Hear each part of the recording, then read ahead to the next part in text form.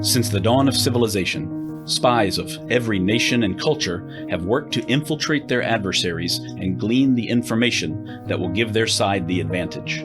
The stakes are sky high, the strategies varied and imaginative, and the ultimate sign of success is that no one ever even knew you were there.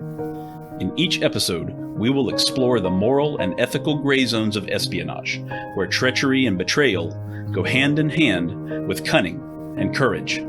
This is the Spycraft 101 podcast. Welcome to your clandestine classroom. This is episode number 3 of the Spycraft 101 podcast. Joining me is Michael Sellers, a former case officer with the Central Intelligence Agency who served in Poland, Ethiopia, the Philippines, and most famously in Moscow, where he was arrested by the KGB during a meeting with a clandestine source in 1986. Michael undertook some of the riskiest international assignments of the 1980s and has some incredible stories to tell and lessons to share. Michael, thank you for joining me today. I know that you've spent a number of years with the Central Intelligence Agency as a case officer, including in Moscow in the Soviet Union in the 1980s. And I know that you had some incredible experiences on these tours overseas. So I'm really grateful for the opportunity to learn about them from you firsthand. And I know that our listeners are going to be really grateful as well. Can you start just by kind of taking us all the way back to the beginning and describe what it is that brought you to the CIA in the first place? I'm sort of an accidental CIA officer, I think more so than a lot of people are. Most of the people that I knew and I worked with were very purposeful. They knew, at some point early on in their college years that it was something that they wanted to do. I had a different route into the whole thing. I went to graduate film school. I came out to Hollywood. I was trying to get started in film. And circumstances just evolved that I had originally had some brief contact with a CIA recruiter back when I was a senior in college. And then it kind of nothing for 3 or 4 years. And then I was contacted again or kind of bumped into them again. And it just happened to be at the right moment when I was a little bit frustrated with the fact that Hollywood was not recognizing my genius as quickly as I wanted them to. My father had been an Army officer. I kind of knew that life, that service life, and I kind of found myself kind of yearning for it a little bit. And of course, it was an adventure in the making, so all of those things kind of came together. So it was kind of a thing where I didn't think too much about it until the opportunity presented itself. And then once it presented itself, it kind of grew on me quite quickly. So it first presented itself in December of one year, and I was already on board by July of the next year. Oh, wow. So what do you think it was that made you an attractive candidate to the CIA at that time? Well, I mean, I know what they were looking for, in terms of what they said they were looking for. And I guess I kind of fit the bill. They said that they had kind of ads out in the time. And in the ads, they would say they were looking for people who had strong academic credentials, ability to communicate concisely, both orally and in writing, and willingness to serve overseas at times under hardship conditions, and demonstrated language skills and capability. So, that was what they claimed they were looking for. And I guess, in some degrees, I fit that. The part that I didn't think fit was that I was kind of a long-haired guitar playing Greenpeace sort of liberal, rough around the edges kind of guy. And I thought that would probably scare them away. But they didn't seem to care. They actually thought that was pretty cool because they said, well, we need people that don't look like, everybody's a cookie cutter. Yeah. So, that's how it kind of went. Absolutely. Did you already speak any other languages besides English when you applied? No, I had studied, my undergraduate degree I had a double major in classics was one of my majors. So I had Greek, ancient Greek, and Latin, which of course are not spoken modern languages, but they give you a very good foundation in languages. So when I took the modern language aptitude test, I evidently scored in a range that convinced them I had some language skills. Good. So what was the training pipeline like after you joined? You said it was in July of the following year? Yeah, I came in July, and then the way it kind of worked, you came on board, you spend 3 or 4 weeks at headquarters kind of getting oriented. We used to kind of joke about it. It was like one wiring diagram after another of different components to the agency. It was very, very kind of like seminar-y, drink a lot of coffee, sit there all day kind of thing. And then after that, and that was orientation, not really training.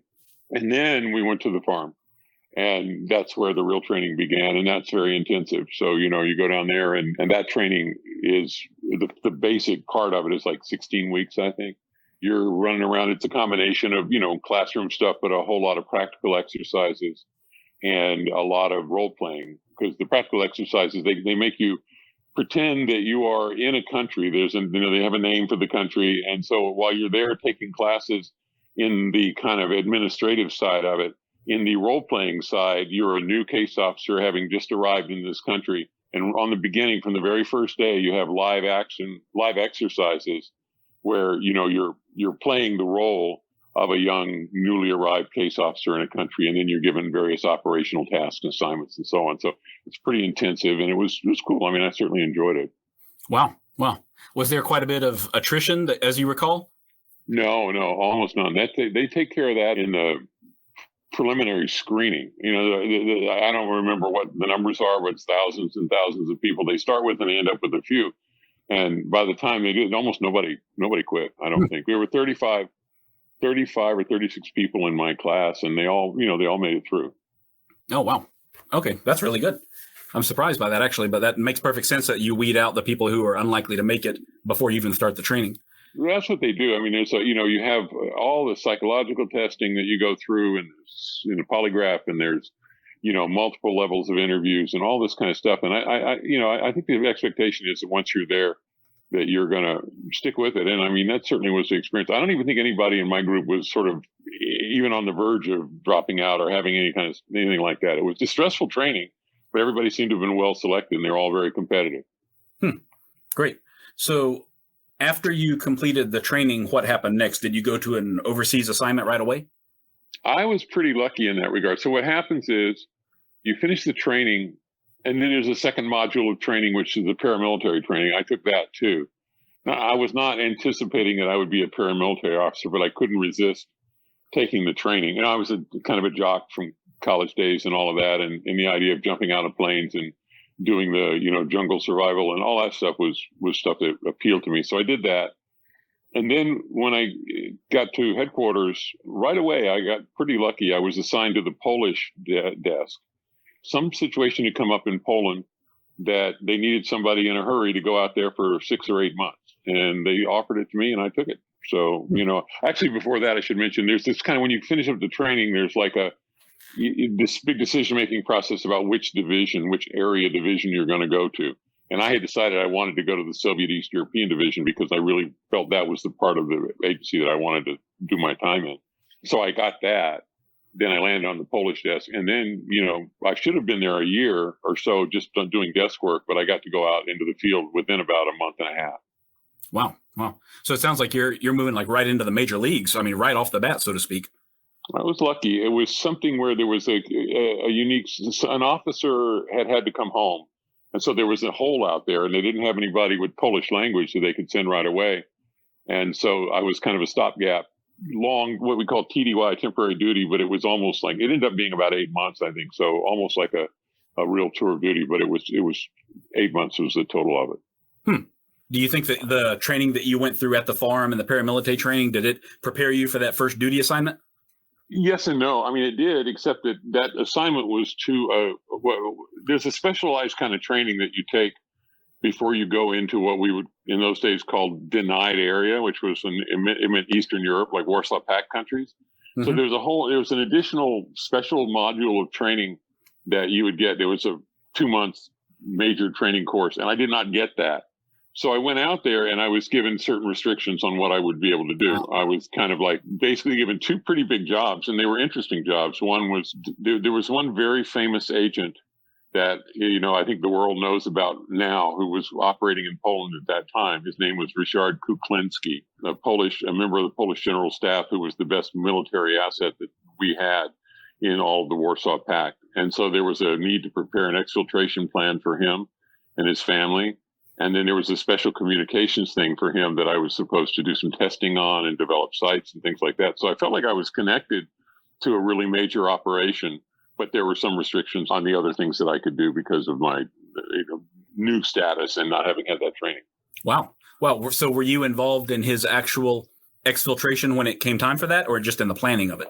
I had gone on to my next assignment by that time, but my planning was involved in it. Oh, wow. And I mean, it makes me feel connected to it a little bit because it was cool. I woke up one morning and found out, they'd gotten him out, and I knew that, I later found out that, significant elements of my planning had been used.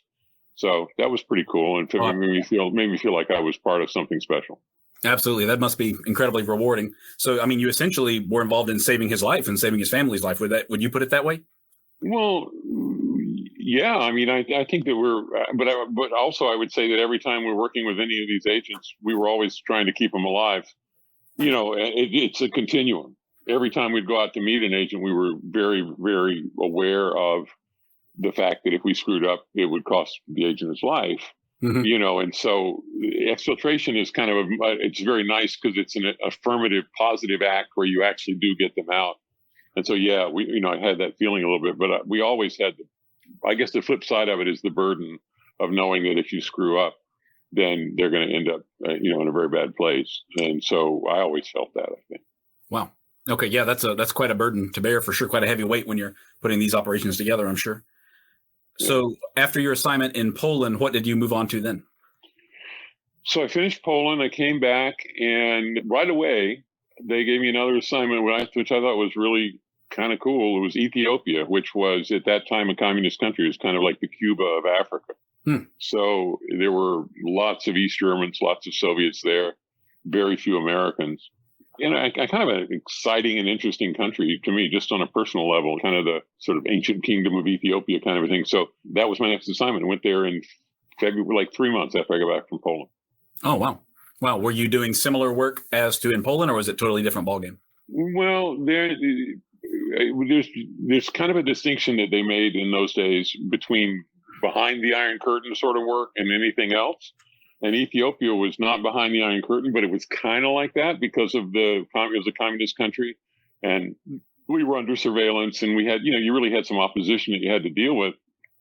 So it's kind of like that, but you could also recruit, which we didn't do the main thing that the CIA officers do around the world, the main thing they get, I guess, rewarded for and judged on is their ability to recruit new assets. And the exception to that is inside the former communist bloc, where it was not possible because of so much surveillance on us all the time. Mm-hmm. So when I got to Ethiopia, you had a blend of, doing things kind of like we would in the East Bloc, but we could do some recruiting. And so it was a little different that way and a little bit more mainstream. Good. So did you have any success with recruitment then? Yeah. I mean, I was pretty fortunate throughout my whole career. Things kind of went well for me, so I had to drink a lot of scotch. It was kind of funny. I used to say the CIA seemed to sort of like run Africa on Johnny Walker Red. For some reason, that was what everybody liked.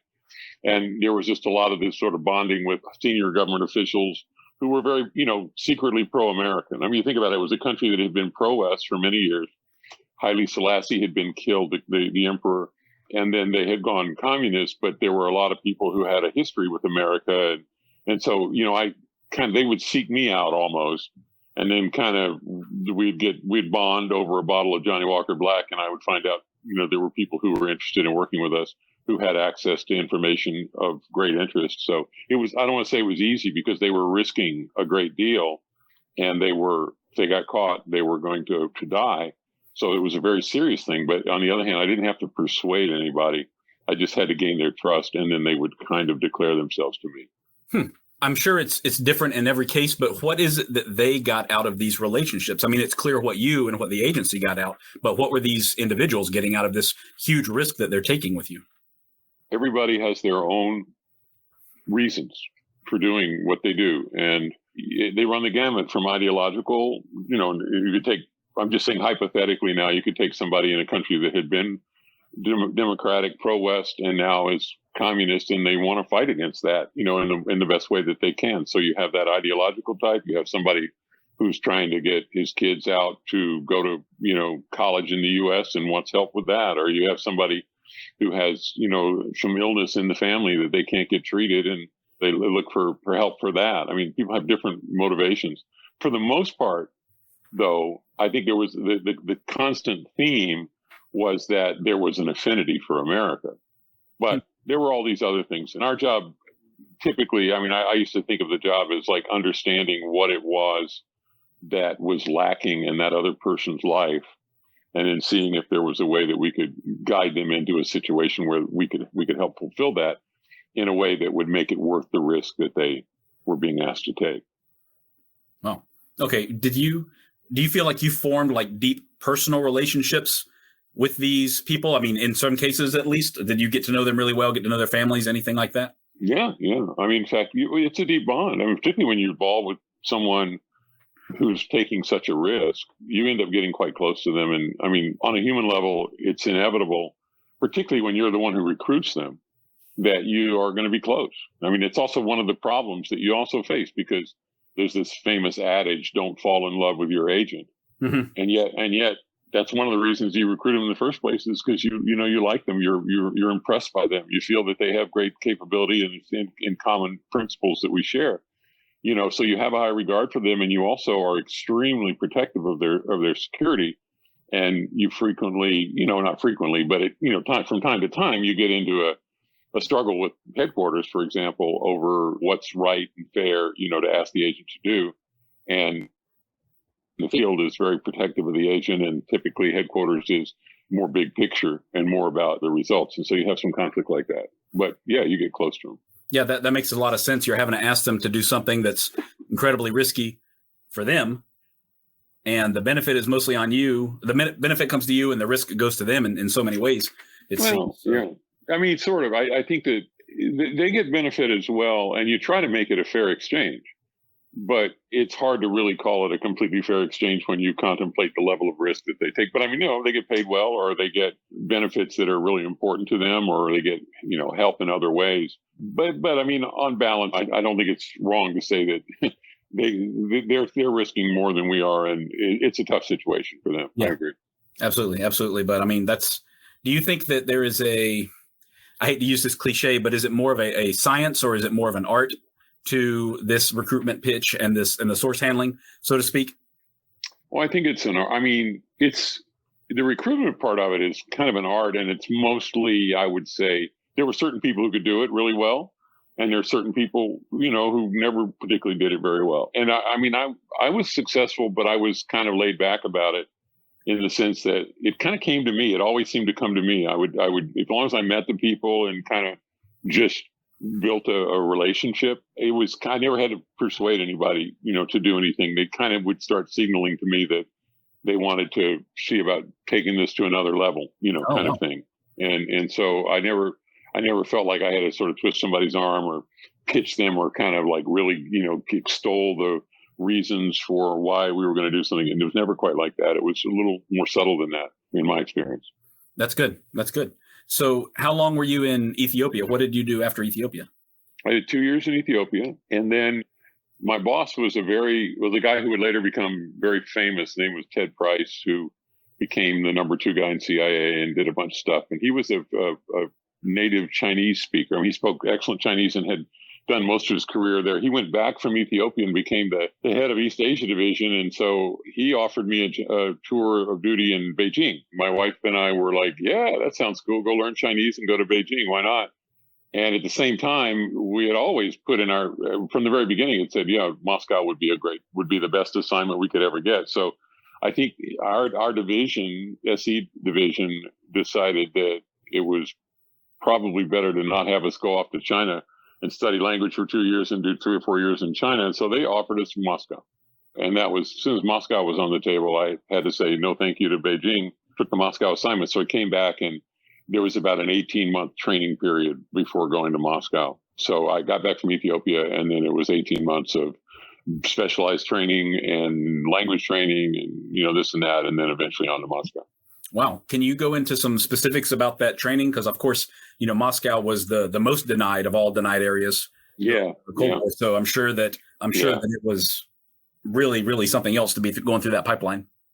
Yeah. There were a couple of things that were kind of significant about that pipeline. The training part was one. I mean, you go through what they call the SE internal operations course, and it was run by a case officer who's a very famous guy. If you look him up, his name was Jack Platt. Jack Platt was one of the coolest, most intelligent, and kind of kookiest guys you ever meet.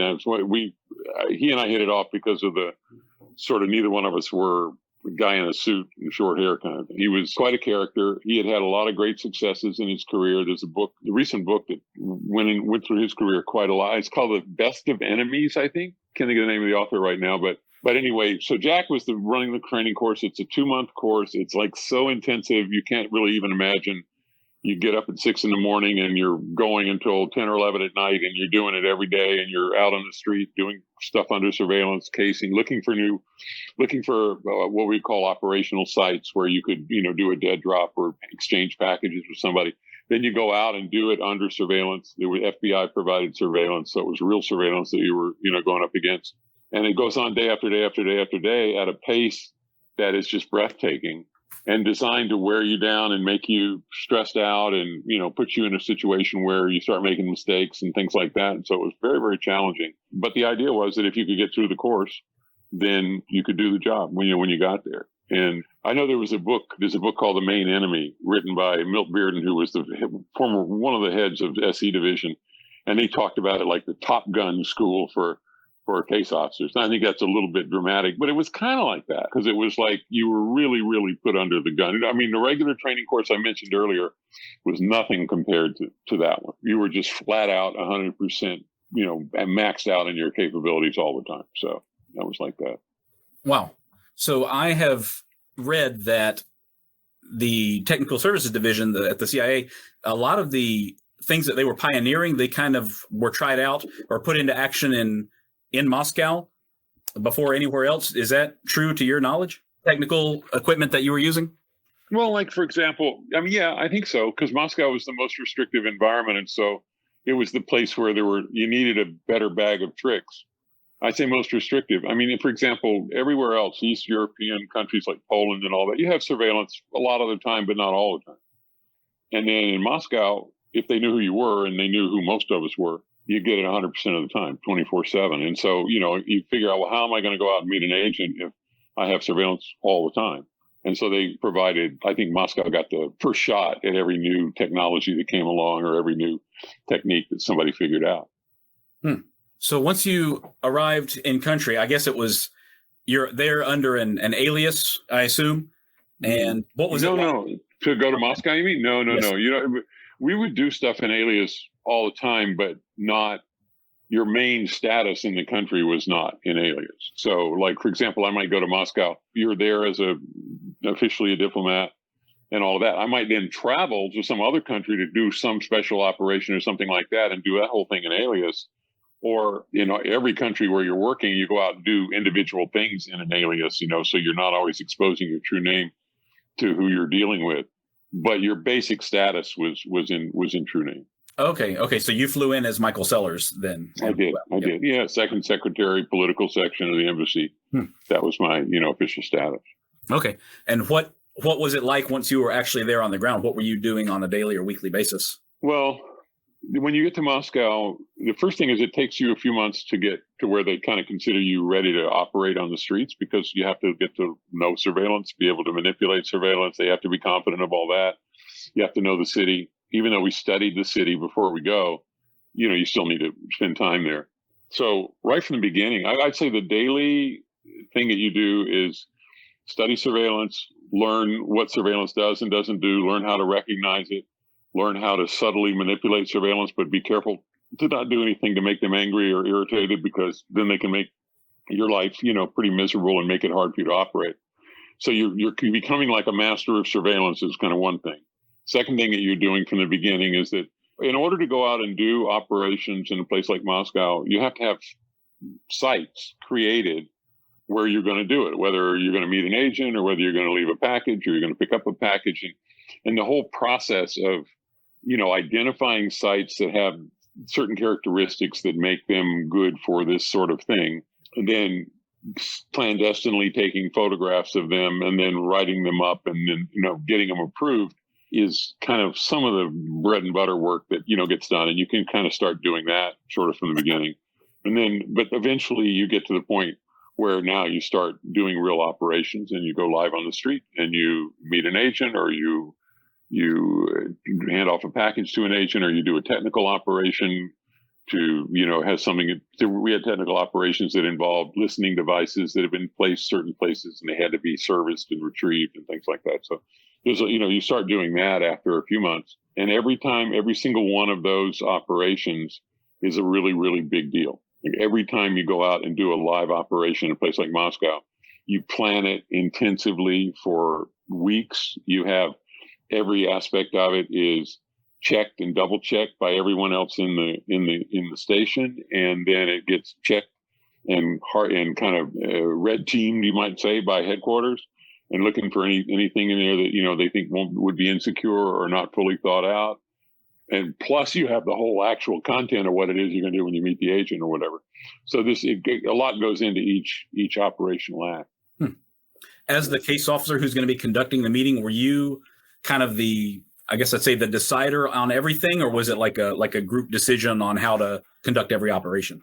No. When you're, and even in outside in other countries. Well, when you were somewhere else, like if you're in Paris or you're in London, or if you're in everything is kind of cut and dried. You're going to meet somebody in a hotel, or you're going to meet somebody in a safe house, or you're going to meet somebody, and then you're theoretically going to do a surveillance detection run, which you should do, but you never see any surveillance in those places, right? So it's like you're doing it to be careful, but the reality is nobody's really following you around in those places. In Moscow or somewhere like that, it's the opposite.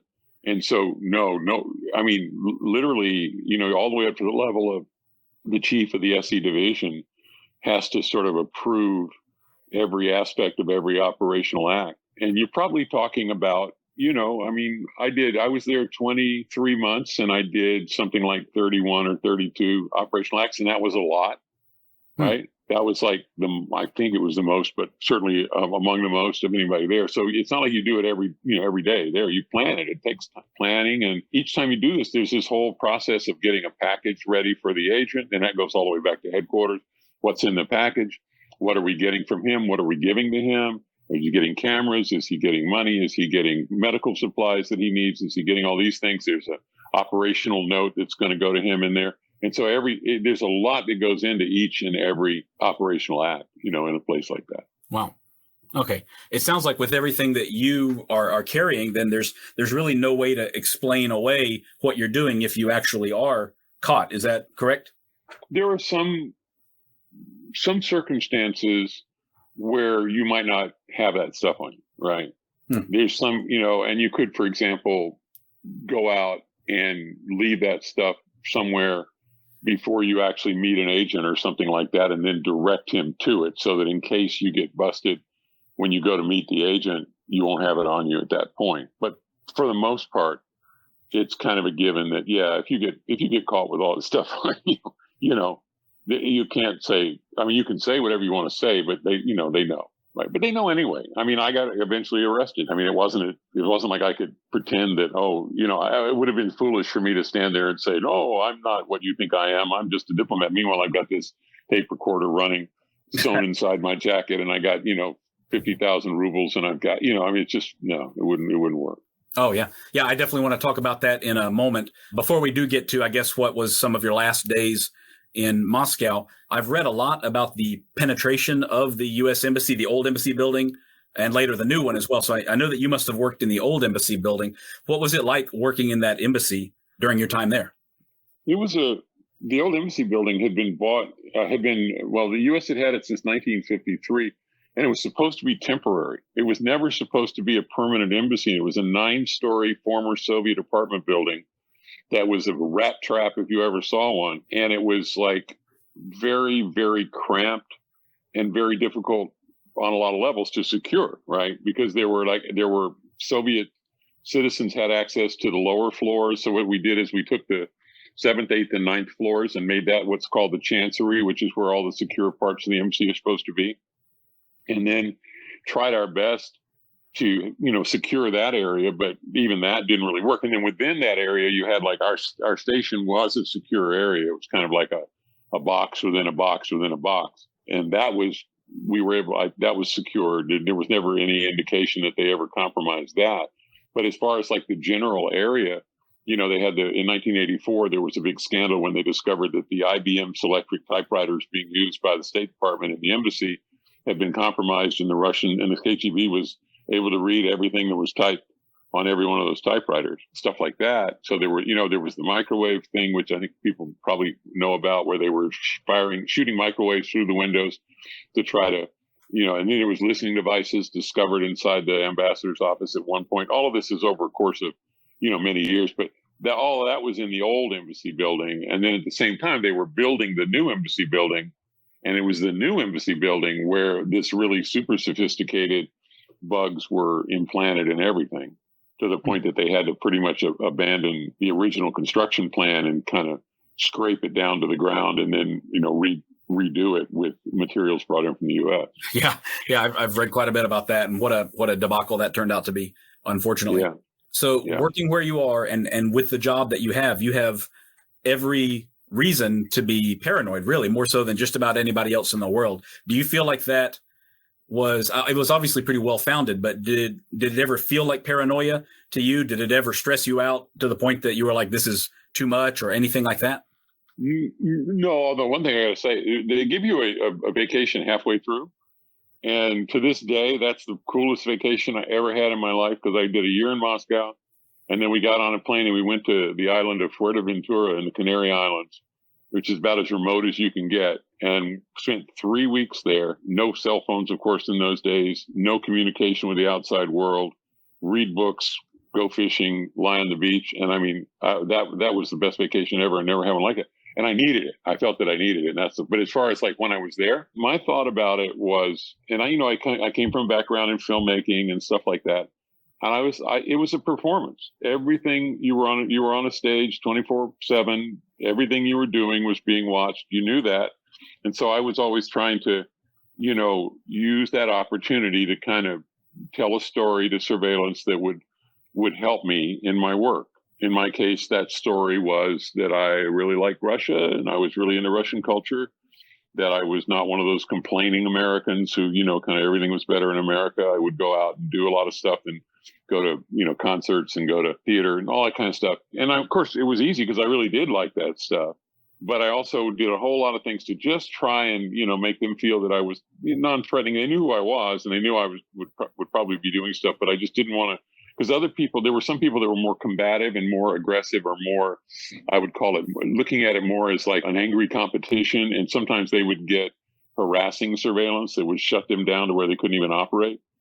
So for me, it was like, and I think that approach that I took kind of made it sort of smooth. It was like, it wasn't like I was angry or I was always stressed out. I was just kind of playing a role, but you had to play the role, like almost all the time, right? The only time we didn't have to play it was inside the actual CIA enclosure, where then you didn't have to do that. But anytime I'm outside, whether I'm in my apartment, with my wife, or out on the streets or anything else, you just know there's an audience for you.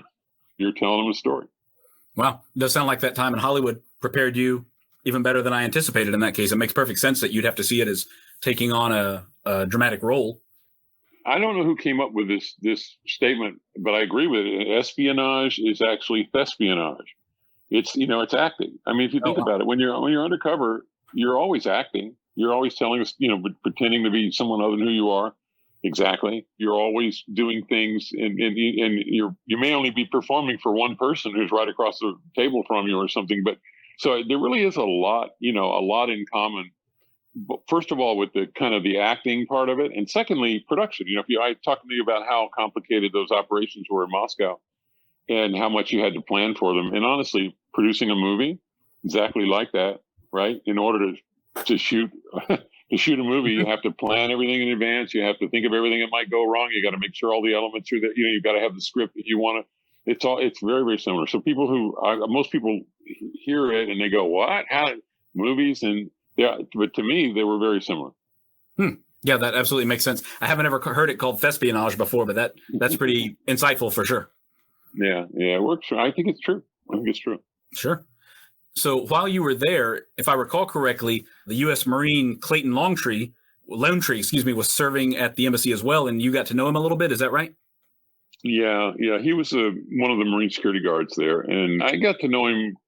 I played a lot of basketball. I'm a tall guy, 6'5", and had played basketball in school and everything, and into college. And so we had a group a lot. There were like 4 or 5 Marines and 3 or 4 of the rest of us in the embassy played a lot of basketball over at Moscow State University. Clayton was one of them. And so he was kind of like, I got to know him a pretty good bit, although obviously not super well. But yeah, he was somebody that, he was kind of nice. And he was kind of like, as I knew him, he was a nice kid, a little bit of a loner, but not anything that would have led you to believe that what ultimately ended up happening to him was going to happen. I certainly didn't, I didn't see it coming. Okay. And for anybody who's listening right now who doesn't know who I'm referring to, Clayton Longtree was a Marine Corps guard who eventually was convicted of espionage for his activities in Moscow. And then afterwards, when he was moved to, I believe it was Vienna, was his next posting after Moscow. Do you happen to recall meeting the girl that he got involved with? I think her name was Violetta Cecena. Violetta Cecena. Yeah, well, everybody met her because she worked in the embassy downstairs. There was like a section of the embassy that was involved in everything from like booking your travel to booking if you wanted to go out to eat, you had to book a reservation through them. And Violetta was one of the people there. She was an attractive, sort of intriguing young woman, probably in her late 20s, I guess. And unusual in that because most of the other people working there were not kind of a little bit glamorous like she was. But she was not. It wasn't so much that you would look at her and say, "Oh, she's a plant." You knew everybody. Every Russian working in the embassy was reporting. They had to, right? So that was something that everyone kind of understood. But yeah, I knew Violetta. I didn't know her well, but I interacted with her plenty. But she was. I know she became kind of popular with like the Marines and stuff. There's pictures of her at the Marine Ball and some other events where you wouldn't normally see just any Russian embassy employee. And so she was kind of a little bit special in that regard. And I think it explains a little bit about how he kind of came in contact with her and they ended up having a relationship. Yeah, there's a very good book that I've read recently about that called Moscow Station. And you're mentioned in the book. You probably knew that already, but it's a pretty deep look at both of them, as a matter of fact. And it's pretty interesting as well. So it's kind of funny. I don't think most people would anticipate that the U.S. Embassy in Moscow would be so full of Soviet local nationals employed there, as a matter of fact. But I guess that was just the way that it was. It's always been that way. And there's an effort to sort of like segregate the portions of the embassy where that happens. So like, for example, you have the administrative part of the embassy and logistics and transportation and all of that. And that's all on the ground floor, as well as the consular section where they do visas and stuff like that, right?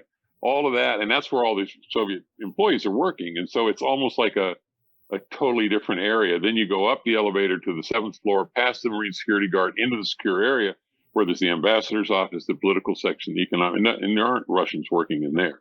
So it's not like they're everywhere, but they were definitely, they were part of the embassy, and the embassy couldn't really function without them because we didn't have enough Americans to do all those things. And later on, when they eventually got into the big tit for tat, expulsion situation, the Americans were left for a while without the local employees, and that became very hard. The famous quote is like the ambassador's washing his own car, kind of thing. So yeah, it was kind of like that. Wow. Yeah, it's kind of hard for me to imagine, but I guess that's one of the compromises that you have to make when you're in the capital of another country, and both countries are kind of dictating back and forth the rules for how they're going to operate there. Was that one of the things that the Soviets dictated, was you will have X number of locals employed inside the embassy, or is that just like a matter of convenience and tradition? Well, I think it was kind of a matter of you will only have so many American diplomats in the embassy, and that's not enough to do all those tasks. Okay. Right. So the control was more on that, and there was kind of mutual. We did the same thing to them in the U.S., and there was some attempt to have kind of a similar number of people, but of course they had the UN in New York, which gave them a whole nother place to place their intelligence officers and to have a big presence. Oh, yeah. So they had many more in the U.S. than we had over there. Mm-hmm. Yeah, that makes sense. I guess they lucked out on that end of the deal. Yeah. So you said you spent 26 months altogether in Moscow. Is that right? No, 23 months. Okay. And I guess that your time there ended very abruptly, right? At that final fateful meeting. Yeah. Yes, it did. Can you tell us a little bit about that? I guess that's kind of what people would best know you for at this point already. Isn't that a wonderful thing to be known for? Yeah. No, well, so the case that I was dealing with was an unusual case. It was a KGB officer in the second chief directorate. And what had happened was a number of KGB officers had worked for, had become agents of the CIA over the years, but they were always from the first chief directorate, which is the directorate that is kind of like the CIA. They go out abroad, right? So they're the ones that would be sent out to other countries, and they would end up getting recruited while they're in some other country. Meanwhile, you have the second chief directorate, which is the counterintelligence directorate, which they were not people that would go out to other countries, and they were kind of considered the guardians, if you will, like the guardians of the Soviet Union kind of thing. And none of them had ever become spies for the CIA. And so this guy comes along and he volunteered. And so there was a lot of interest in him, and we attached a lot of importance to him, and he provided some really, significant information. And so he was important for us to meet. As time went on, we began to have, this whole thing in 1985 where some of our agents started getting arrested, and we didn't know what was causing it at first, and we wanted to know. And so this had been going on for about 6 months, and so it got to the point where this guy, my agent, we called him COWL, GT COWL, COWL, but his actual name, which we didn't learn until many years later, was Vorontsov. That Vorontsov had gone quiet. He'd stopped, he'd gone for almost 6 months. We had not had a meeting with him. And during that 6 months, a lot of bad things had happened. And we were hoping he could tell us something about what it was. So he surfaced again after those 6 months and left a signal that he was ready to meet. And so we kind of knew that maybe it was a trap, right? And there was a whole flurry of stuff back and forth between Moscow and Washington. And it ended up having to get presidential approval because there was a high probability not a high probability, but a significant probability or possibility that it was going to end up being what it did, an ambush. Wow. But at the same time, it was considered to be worth the risk. And I was getting on, it was towards the end of my tour of duty. It was supposed to be a 24-month tour of duty anyway. So it was like, okay, we're going to do this. So kind of got everything together and went to do the meeting, and went through an elaborate process to escape surveillance and, all of that. Arrived at the meeting site. I got there early, and there was a meeting site. In Moscow, you have these apartment buildings that are like a block long, and then there are archways that lead from the street into the interior courtyard. The interior courtyard is like this big, kind of messy area that has like sheds and some trees and maybe a kind of a rusting sort of playground and things like that. But it's so what you would do is meet. The initial point of contact would be in this archway, and then you'd walk back through the courtyards to do the meeting. And you could go from one courtyard and one set of buildings to another, all through the back ways. And so I did everything I could, because I was really thinking, man, maybe they're going to bust me, here. And I came through, I got there early and went through and went in and out of some of the buildings and, did everything I could to see if I could spot an ambush. Couldn't. And then I finally went and found a bench on a park, kind of in such a way that I could be like 500 yards away and I could watch the location, and I did all these things, thinking I might be able to spot something. Never did. So I went to the meeting at the time, and then the agent was there. And as soon as I walked up to him, I could tell that it was going to be, he had lost like 20 or 30 pounds, and he was actually he couldn't even talk to me. When I walked up to him, he just started shaking. Oh. And I just kind of knew. I'm pretty sure they wanted the meeting to go on for a little bit, so I would say some things on, that they could be recorded.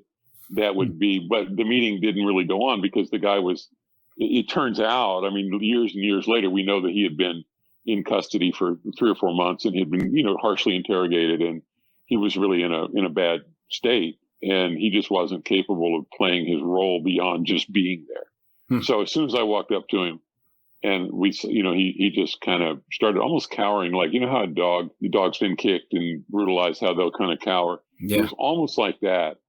And then, within about 15 seconds, there was like a little pause where I'm kind of looking at him and going, oh, this is not good.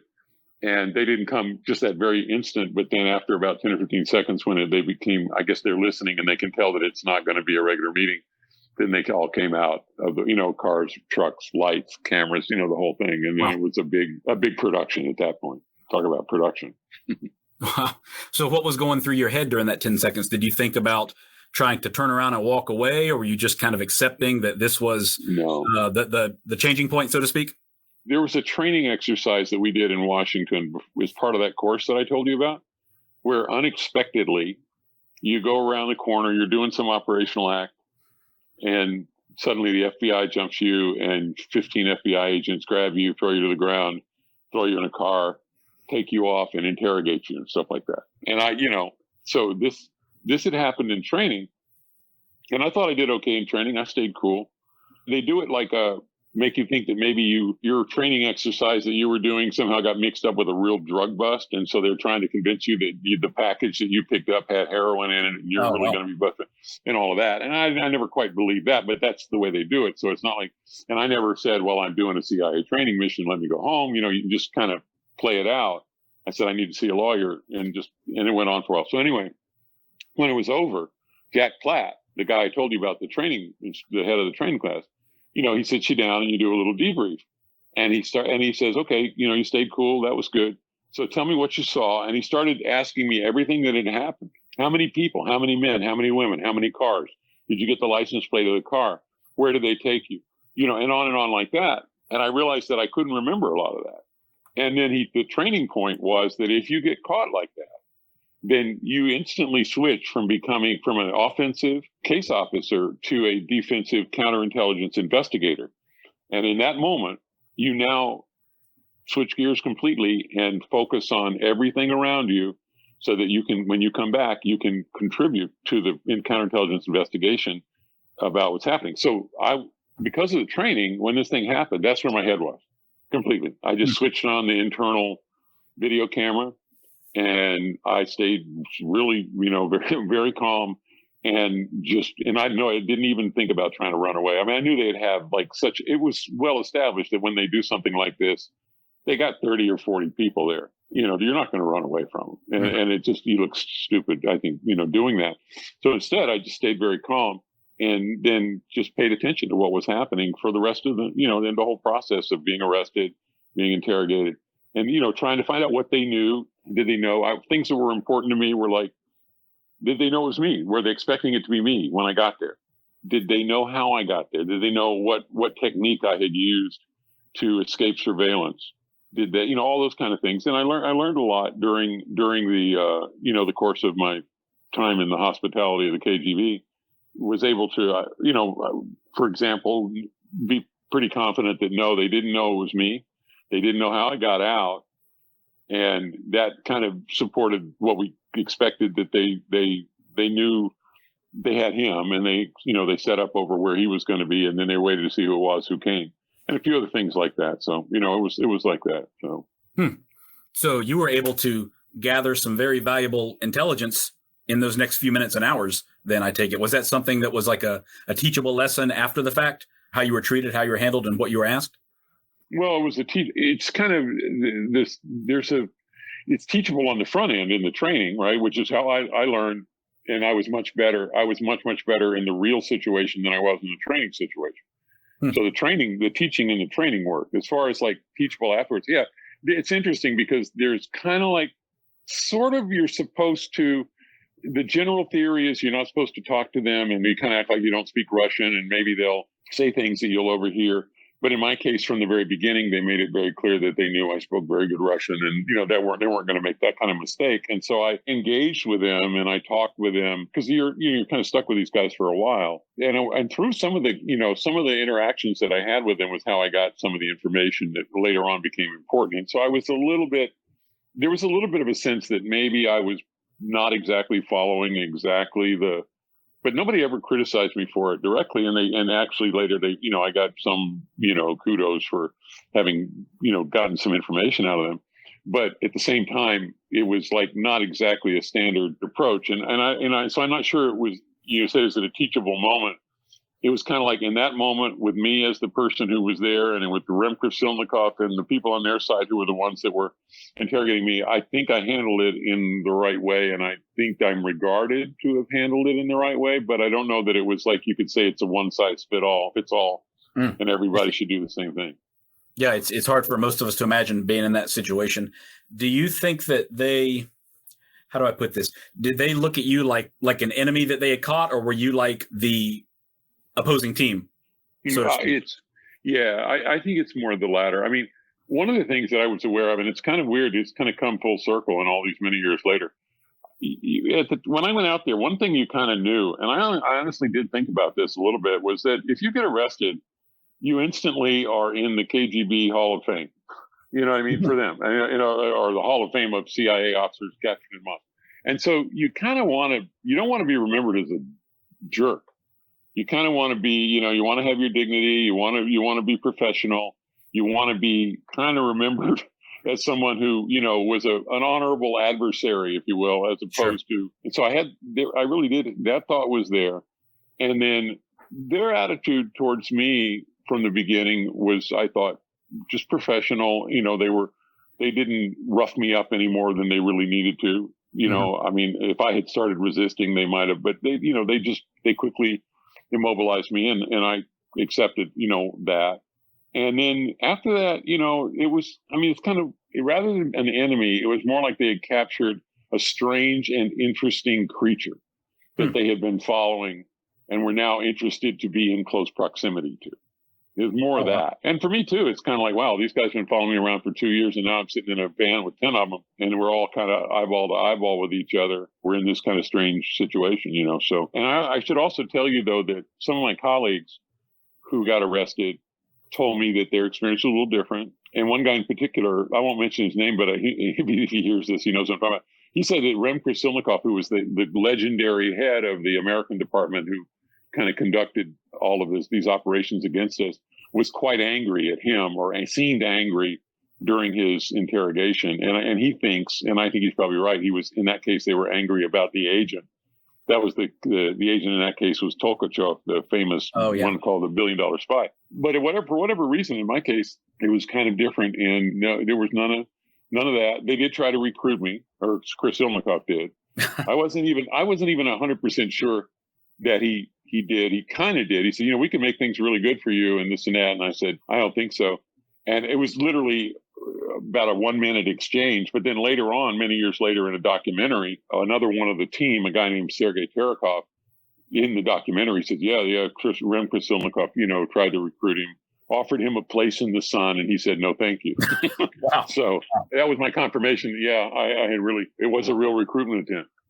But I think it was kind of half-hearted. Yeah, I'm sure that they didn't expect you to immediately turn to their side after 2 years of working, but have to take the shot while they had you, I suppose.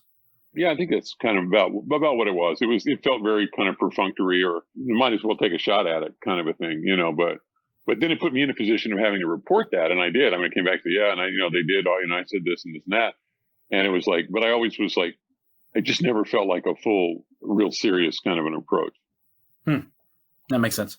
So, are you then PNG'd out of country within just a couple of days? That's what normally happens, isn't it? Yeah, it happened. I was given an extra day so that I could play in the finals of the broomball championship. And I know that sounds kind of silly, right? No, but it's true. What happened was the broomball championship was on Saturday morning, and I normally would have had to leave by Friday. And then it was the championship. It's like all the international embassies have teams and this and that and this and that. And Murat, my boss, was also the coach of the broomball team. And Krasilnikov said to me as I was saying goodbye, he said, you tell Murat that you don't have to leave until Sunday. Oh my gosh. So you can play in the game. Wow. So I did. So I stayed until Sunday and left on Sunday morning. Wow. So I had like 4 days. Oh my God. It was the funniest thing because we had the farewell party was Friday night before the game. And it ended up being like the wildest party in the history of Moscow, I think, because it was a lot of things came together. We had the party at the dacha, the embassy dacha. Everybody went out there. We had a lot of, and it was like, not just because we were leaving, but because there was a whole group of us that had been together for almost 3 years from language training. And I'm talking not CIA, everybody. This is embassy, everybody, right? Not just CIA people. And it was just like this moment that sort of happened when we now realized that the larger team of all these 25 or 30 people were breaking up, and it just became a wild party. And so I was the goalkeeper on the team in broomball, which is like hockey without skates. And I could not have stopped a basketball the next day. And so I think we lost something like 12-3. Wow. Yeah, so it was funny. We did not win. But we were playing the evil Finns, who were by far, they were kind of like the New York Yankees or like the evil Darth Vader of the broomball league. And they somehow could run on the ice and not slip and slide like everybody else did. So we were expected to get beat, but not that badly. I didn't expect to hear that, honestly. Yeah. So after you leave Moscow, then what do you do next? Well, I got really lucky again. They treated me well, and I to this day, I'm very grateful for the assignments that I was given. So, after that, I've been in the news very briefly, but very loudly, right? And so my cover is no more, it's completely gone. They could have just said, you sit on a desk in headquarters for a couple of years and we'll figure out what to do with you. But instead, it happened that my arrest took place in March of '86, and it was about 2 weeks after after Ferdinand Marcos had fled the Philippines and Corazon Aquino had become the president. Marcos had been a dictator for 12 years under martial law, and now they were returning to democracy. And there was a need in the Philippines for a young officer to liaise with the Filipino government at the very highest levels through a very senior Filipino cabinet level person who was her close advisor and who was also a kind of a young guy. And they thought, yeah, we want to have these, two sort of young guys that can do this thing.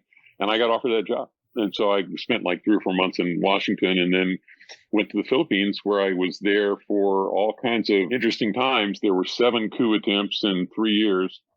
And I was in the thick of a lot of interesting stuff over there, as well as a communist insurgency that was trying to overthrow the government, as well as some other stuff like that, a Muslim insurgency in the South. So you think the Philippines is going to be like, that would be nice, tropical and all of that. And it was, and I loved all of that, but it was also very lively, a lot of stuff going on, a lot of challenges. And I enjoyed it immensely. Wow. Did you find yourself like in a level of personal danger there?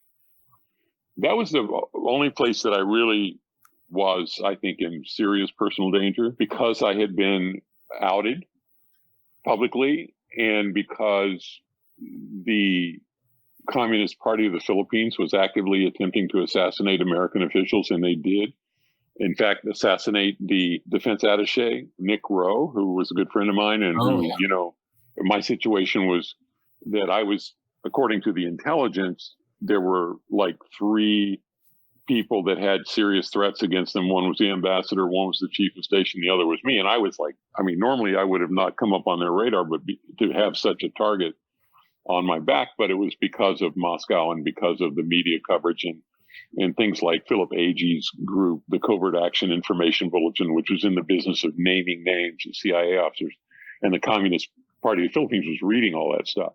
So they knew who I was. So anyway, I had an armored car, and eventually my family had to leave. And I spent the last 6 months kind of living in safe houses and driving an armored car and stuff. So there was some threat at that point. I was really conscious of could happen. It was after, Nick Rowe had been, and they shot some people up at Clark Air Force Base.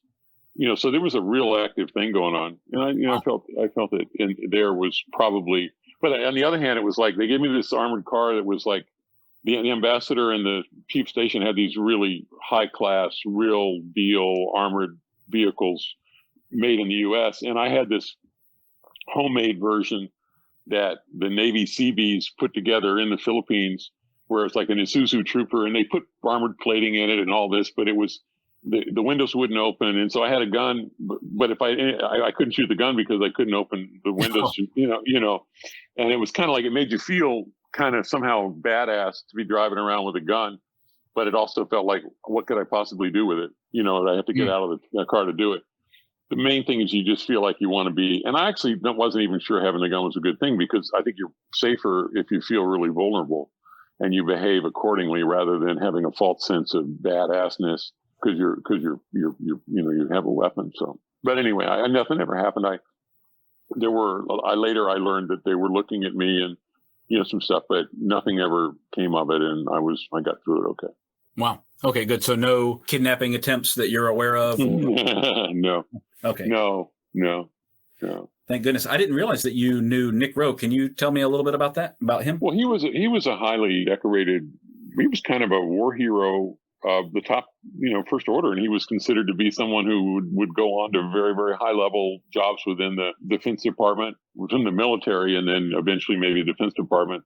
And great guy. He had the same arm ring I had, by the way. The same made by the Seabees. And there was a kind of the arm ring was pretty good, but there were like the plates where the glass came together, it wouldn't curve. And so there were like little, like triangular areas that were not really armored. They were like, the arm ring wasn't 100%. And he died, unfortunately, because of shots that got through that little gap that we both had in the cars. They shot 86 shots, and I think about 5 or 6 of them got through, and one of them got him in the neck and killed him. So it was really, but it was kind of we were, I guess, facing, similar kind of situation. And the only thing was, I think they were more creatures of routine in the defense attaché's office. And he had a driver driving him to and from work and stuff like that. And we didn't do that. We drove ourselves, and we're trying to use different routes and things like that. But it could have happened to me just as easily as it happened to him. I think. Yeah. Wow. Okay. So it was pure bad luck that some of those rounds made it through the chinks in the armor, so to speak. It wasn't that the adversary knew about those. No, they just shot so many shots, and some of the shots got through. But I mean, it's like, you're looking back on it, it seems to me like that little gap could have been covered, because it would have just taken another piece of glass to cover it. It just didn't do it. And it was kind of like, you think the odds are, well, in fact, the gap that I'm talking about was on the sides where the stuff comes in, and they have to be kind of surrounded and shooting from the sides, not just shooting from the front, for that to happen. And I don't know. I mean, it's one of those things that's really tragic, because he would have survived it without that. He would have been able to. He wouldn't have died. That's horrible. Yeah. Yeah. Well, a small detail like that can make all the difference in the world, unfortunately. Yeah, and I felt kind of like we all should have noticed it and said, why is it that way and why can't that be fixed? Because it was part of that. There were like 4 or 5 of us that had these homemade armored vehicles done in the Philippines, and we all had that same design flaw, and we all saw it, and none of us did anything about it. My gosh. Yeah. So after the Philippines, what did you move on to next? That's when I went back into film. Okay. That was your last posting with CIA? Yeah. I was in the Philippines when the Berlin Wall came down. So in November of '89, the Berlin Wall came down, and I was like, okay, what's next now, right? I mean, it just felt to me like the whole Cold War and had been part of that was my focus. The Philippine thing was kind of meant to be a little bit of a excursion, a little bit away from that, but not really, because I was in charge of this counterinsurgency program, and there was a lot of stuff that I was doing in the Philippines that had to do with Moscow and Russia and all that. But nevertheless, it was kind of like the larger reason that I was in, and the whole way I kind of organized my thinking about being in CIA was about the, competition with the Soviets in the Cold War. So when the wall came down, I kind of felt like, I don't know, am I really sure I want to keep doing this? I had always thought, and the other thing I should say is that when I came in, I did not really think I was going to do it for 25 years. I had a career in film that I was trying to build, and I felt like I was kind of abandoning that. And so and my father, I mentioned that my father had been in the Army, and, he had some other skills as well. And he wanted to get out of the Army. And I remember after it was 10 years in, he wouldn't do it because he was waiting for that retirement. Mm-hmm. Right. So I kind of told myself I would stick it out for 10 years. But when I got to the 10-year point, I would really, really think hard about getting out. And if I didn't get out, then I would commit to stay in for the full 25 years that it would take. So this was hitting right at the 10-year point in my career. And then in the next month after that, they had this really big coup attempt in the Philippines that became crazy. That's a whole story there. But I got very much involved in.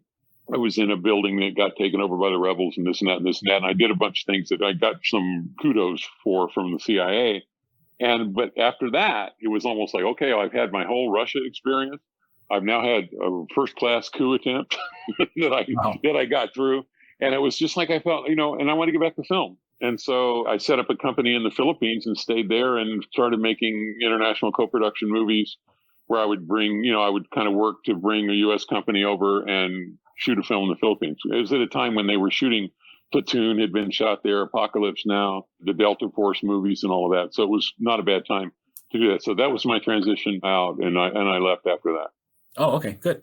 So we've already talked kind of about how your your earlier experience before you came into the CIA informed your time in the CIA, how did your return to Hollywood, how was that informed by your time with the CIA? Well, I don't know. I mean, I think the thing is the risk taking was one thing. I think I had been exposed to risk taking for a number of years, and it does change you. And I think that financially and otherwise, I think the tolerance of risk was maybe higher than it should have been. But it was affected by the CIA time. I think the meticulous planning and things like that, thinking of everything that can go wrong. We used to talk about Murphy, what can go wrong will go wrong. And that was kind of a mantra in like a place like Moscow, where, for every time you try to plan an operation, you think about all the possible things that can go wrong and try to have a response ready for everything to go wrong. And that was very much part of production.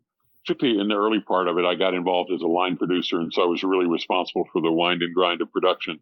And that meant, anticipating all those things. So there was things like that, I guess, that it kind of crossed over. But I don't know that it was too much that it affected it, just in those areas. Okay. So you've been in the film industry since then, or have you done something else as well? Well, I've been in the film industry since that was like around 1990, 91, I guess, when I did that. And I was heavily in the film industry for 20 years. And then for the last 10 years, I'm still in, but also doing work as an investigator. I specialize in forensic video stuff, where, body cams and surveillance video and things like that, where I take them and I just yesterday finished a big presentation on a murder case here in Los Angeles where there was a surveillance video that kind of shows what happened, sort of, but not completely. And so it was a self-defense situation as far as our client is concerned. It was this one shooting. Anyway, stuff like that. So I do that. But I still have movie stuff going on, but not as intensively as I did before. So the big thing I'm working on in movie-wise is a TV series, a 10-part streaming series based on the experiences in Moscow. And that's looking like it has a chance of really happening. So I've been working hard on that for a few years. But I still have a day job as an investigator. So, Wow. So is that a project that's filming, or you're moving towards filming it soon? Yeah, I've put in, it's a book that I've written called You're the Spy. That's a nonfiction book that CIA has given provisional approval. That's one of the reasons, by the way, I can talk about what we talked about today, because I things that were approved for the book. So I kind of know what I can talk about. But I haven't, the book's not released yet because now there's the 10-episode series, and the thought is to release the book, at more or less around the same time the series happens, if indeed it happens. We have the plan is to shoot most of it in Ukraine, and I've been over there twice, and we've arranged a co-production partner there who's, part of the deal. And we're working on getting a Netflix, Amazon sort of thing happening here. And putting movies together or a series like this, you can spend years and years and years and it never happens, or it'll happen, and I'm feeling pretty optimistic, but I wouldn't want to act like it's a done deal. I'm getting a very good reaction to it, and feels to me like the pieces are coming together. But if you ask me back a year from now and nothing has happened, I want to say, well, that's Hollywood, right? Sure, absolutely. Well, as an outsider to the film industry, after the success of The Americans over the past few years, I think there's a real appetite for that sort of story, especially if you're going to keep it very accurate and keep it like a period piece, so to speak. If that's your intent, then I think that you will find viewers for sure.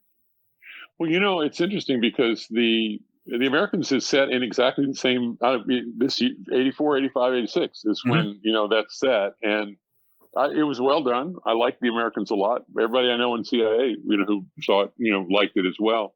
This is kind of like the flip side. This is Moscow at the same time, right? And now it's the streets of Moscow instead of the streets of Washington, D.C. I think it has good potential. I mean, certainly the reaction that we get to just the idea of it is an idea that easily gains traction. Absolutely. The challenge is in the execution, because sometimes people think that there's going to be more, guns and bombs and shooting and poison and, and there's a lot of drama and a lot of tension, but it's not exactly like that. And we want it to be realistic. So finding getting the script and, I think we've got it in a good place. And I think it's going to, good chance it'll happen. At least it gives me a good hobby to work on in my spare time. Well, I think I speak for a lot of people when I say that I'm really excited about that and really looking forward to that becoming a reality for sure. Well, thank you. I appreciate it, and I hope that it'll happen. And I've done 20 movies as producer, and you kind of get a sense for when something is really going to happen or maybe not, And I mean, I've done 20 that actually got made, and I've probably worked on 70 or 80, meaning 50 or 60 that didn't get made. But I think this one's going to get made. I really do. That's fantastic. That's fantastic. Really looking forward to it. Well, Michael, I sure appreciate your time tonight. This has been incredibly informative, honestly, and I'm really looking forward to that series and that book as well. So thank you for joining me tonight. Well, good. And thank you for doing what you're doing. It sounds like you've got a really good thing going on here, and I'm happy to contribute to it, and I'll be listening to your other shows. Hey, great. Thank you so much. I appreciate it. All right, take care.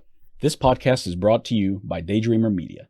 If you're interested in more of Spycraft 101, look for my page on Instagram at Spycraft 101 or connect with me on Patreon. My patrons get exclusive access to long-form blog posts that dive deep into some of the most amazing stories in the history of espionage, and they receive free or discounted books and products from the Spycraft 101 store. Thank you for listening, and I hope you'll stick around because there is lots more to come. Disclaimer: this podcast is produced for your universal listening pleasure. Any statements shared during our program are opinions and experiences of our team and guests. If you disagree with any content presented herein, please find another show.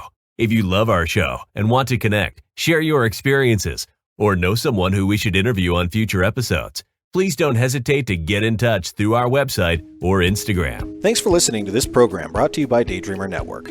If you enjoyed the episode, please don't forget to rate and review on Apple Podcasts or your preferred platform. Your feedback allows us to rank on the best new shows list and continue to grow our podcasts in order to bring more unique and talented storytellers to the network. To check out our shows, including programs about relationships, sports, business, nutrition, leisure, and more, head to www.daydreamernetwork.com. We look forward to seeing you back next week for another great episode. Have a wonderful day.